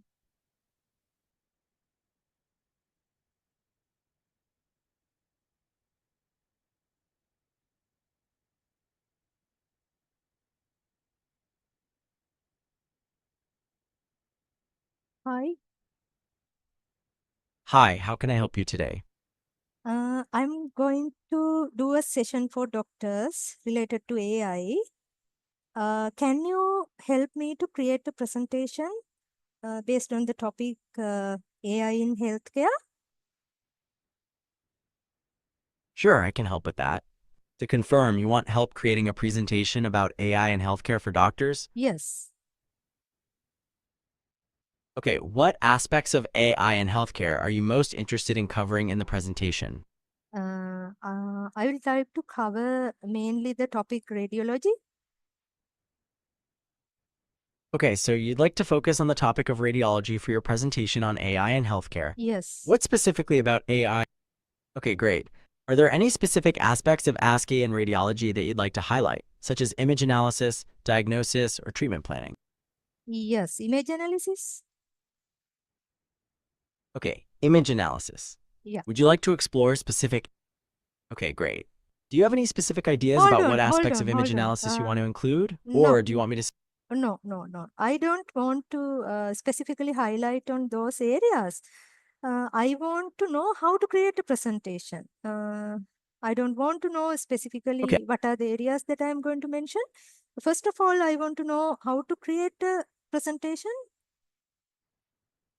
Okay, so you want to learn how to create a presentation, and you do not want to focus on specific areas within the topic of AI in healthcare? Yes. Okay, it looks like you're in Canva. You Yeah. want to begin by clicking on the... Okay, to create a new presentation, you can click the Create a Design button on the top left side of the screen. Would you Okay. like me to walk you through the... From there, you can choose the Presentation option. Do you see that? Yes.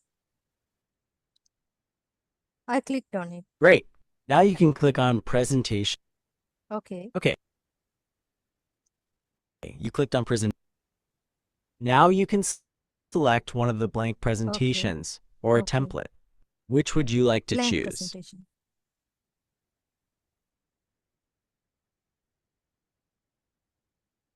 Okay, you have chosen a blank Yes. presentation. Now you can start adding your content. Okay, now you can start adding elements. All right, now you can add elements, text, or even a template for your presentation. Do you have a plan on what you want to add to your first Okay, slide? thank you very much. I just wanted to know how to start. Now I can try it out by myself. Thank you. Great. Is there No, anything thank else I you. can help you with right now? You're welcome. Have a great day. Okay, and then I stopped recording. Could you listen to that conversation? Yes. Okay, Yes. that is how it's going to help when we want to learn something. I haven't tried it with websites, but I mean, not every other websites, but this is not a site. This is not just an information site. This is something that we can have interaction with and create a presentation. So that's why I selected this, even though it is opened in the browser. Still, we can get the support for that.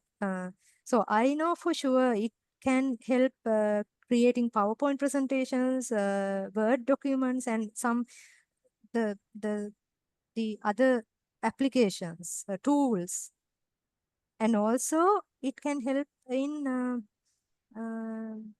web applications like this.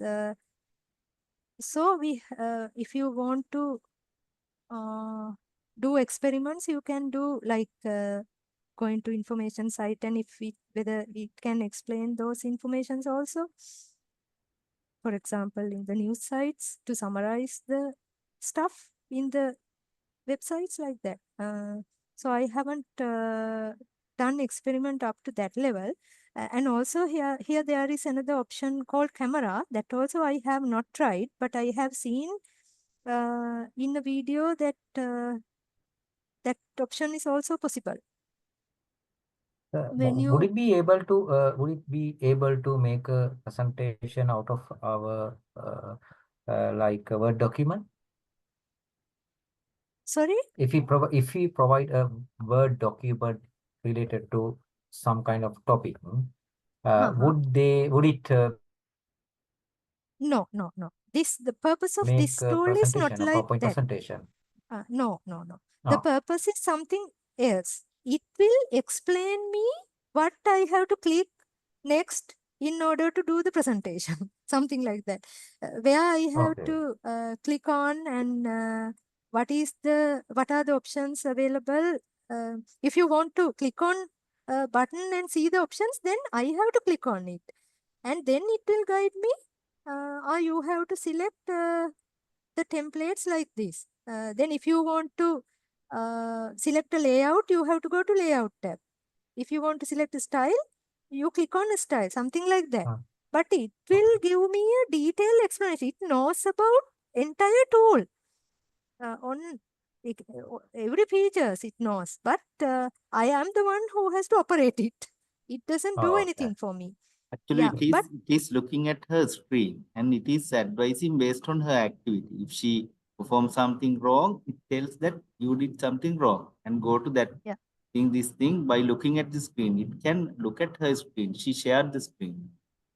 Okay. And also, I wanted to show you that I can interrupt it and stop talking and then change the direction. Like it was asking me about questions like whether you want to include what type of content you want to include. But my purpose is different because I know the content that I'm going to include. I want its support to create a presentation. I don't know how to create a presentation. Then it told me to click on create button. And then I put the slide. Then if I want to copy a content or write a content here, I can get the support from it. If I don't know how to highlight something, if I don't know how to put a link to the slide, how to insert images, then I can get all those support. If you want to, let's say for example, I want to include a picture here, then I have to go to upload button and upload the file first of all. And then when I upload the file, only when I upload the file will come here, appear here. Then I can drag and drop that image to this presentation slide. So in that way, it will guide me. You have to click on upload button, then you have to click on upload files, then get the image, then drag and drop it to your slide. In that way, you can insert a picture. That is, it will help you to learn any tool like that. Yeah, that is the purpose. But last week I have explained on how to create a presentation by using some of the tools quickly. So if it is not clear, I can do another. I can take another 10 minutes. Not today. In a future session, I can explain it well. If they haven't understand it, or maybe I have missed something. So there are easy ways that you can create presentations. Last week I explained about a tool called Alina. Uh, Using that tool, you can just give the topic and generate the content. But we know that the content that we are generating like that is not accurate.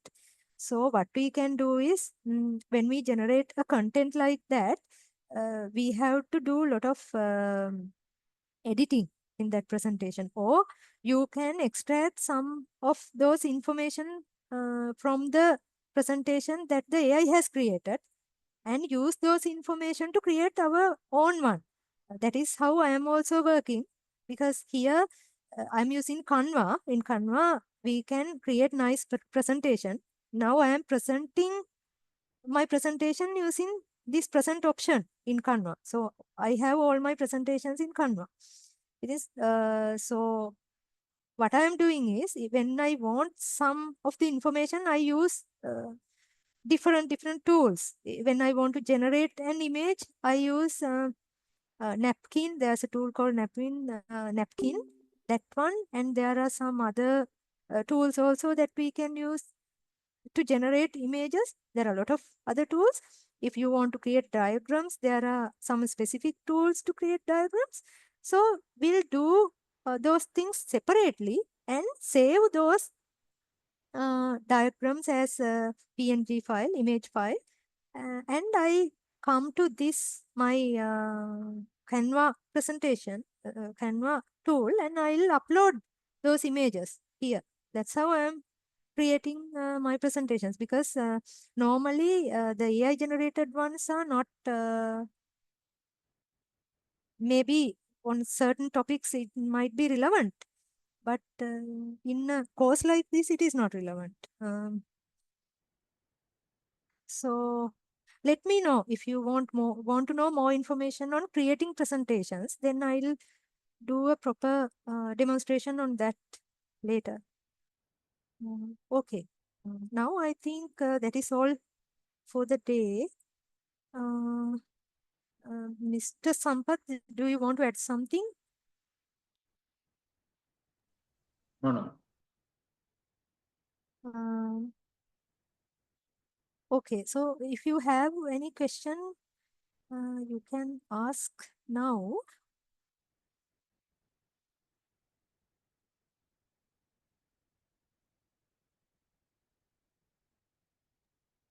Can I ask a question? It's based on your AI-based image analysis tool. Okay. Suppose we want to detect lung cancer from, Okay. so we have the tools like DeepMind, as you described, IBM, Watson, or there are several different tools. Suppose Yes. there is another tool from China or somewhere. Uh-huh. So how can we know what tool is best for that? I mean, that basically I'm asking is how do we know strength and weakness? This question is related because one hospital, suppose in Kandy Hospital, use one tool. The Colombo use a different tool. So then the Mm-hmm. interpretation will be different. So that's what Okay. I want to know.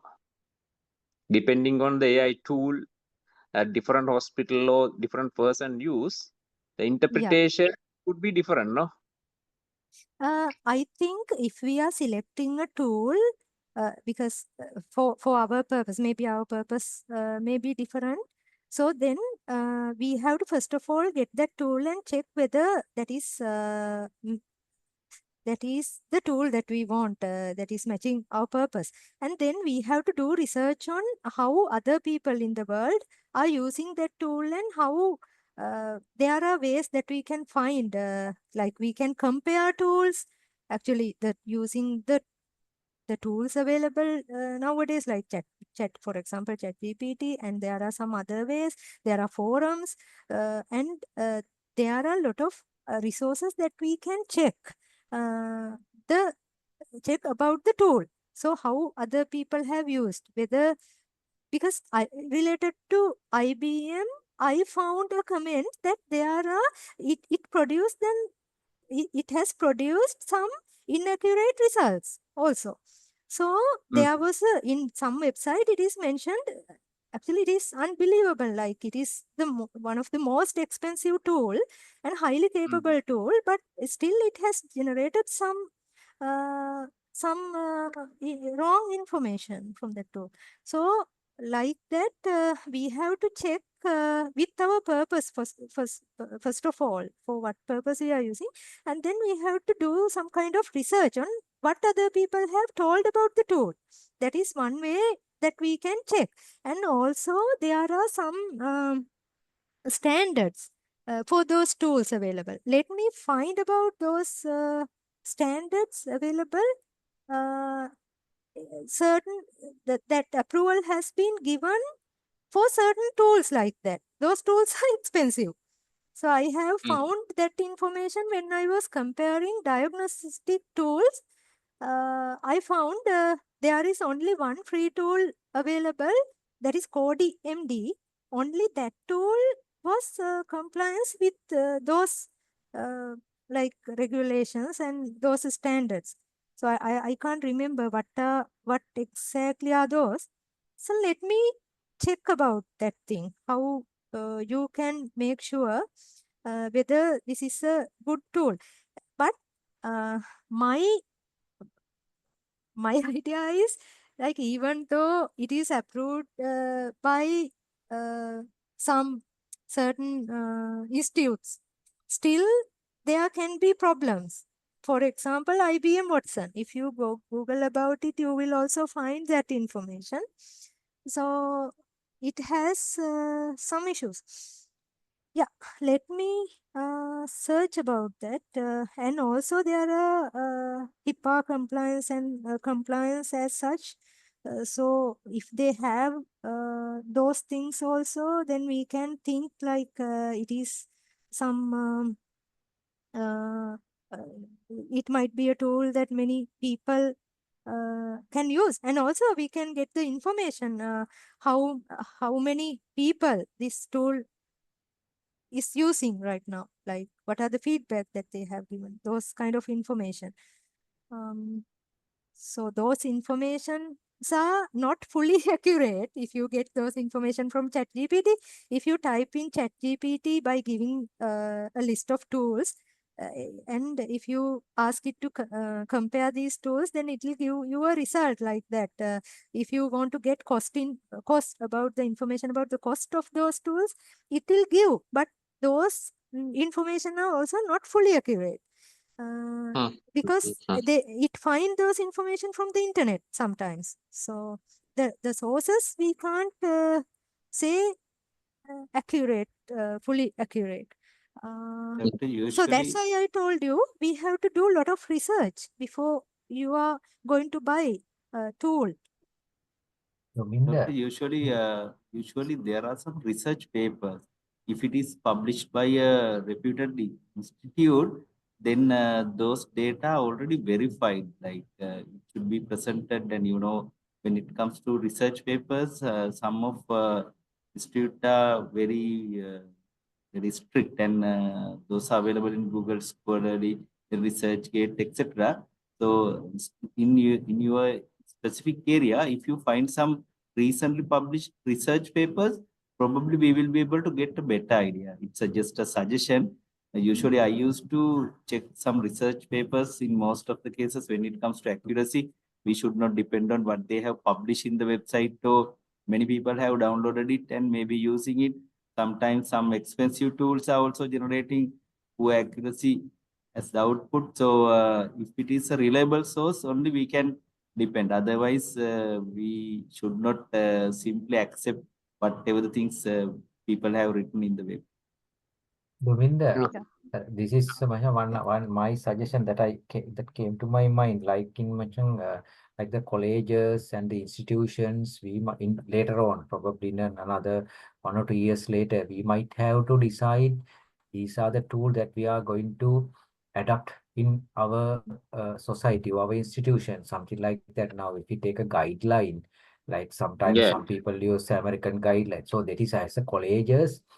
College of Neurologists or College of Electrophysiology, College of Imaging, we might have to decide. Probably we might have to do a lot of groundwork on that and discuss with other, because the NHS Trust, they have clearly mentioned that they are using AI tools. They have given the authority to use AI tools, but they have not specified what tools they are going to use. Probably we that's a might question. get one of them. No, yeah. Suppose they allow to use the AI tools, but they are not to specify the particular tool. Then different institute use different tools. Yeah, probably they might give one or two.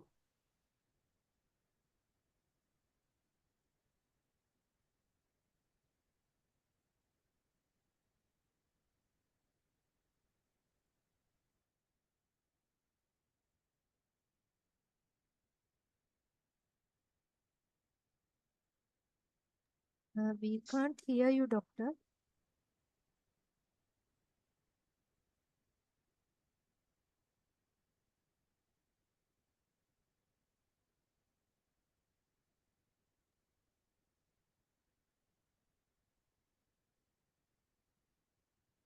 Hello, I see Nandana. Hello. Hello. We can't hear Nandana's voice. Yeah.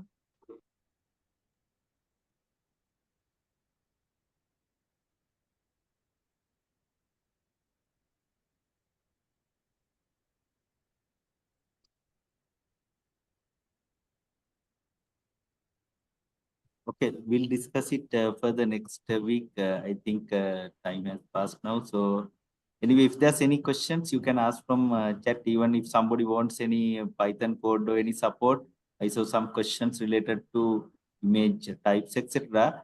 Even we are ready to help you all. So if you have any specific area, you can ask any questions. So for the moment, for today's sessions, I think we better wind up now. Okay, thank you very much. Good night. Thank you very much. Good night. Thank you. Thank you very much. Good night.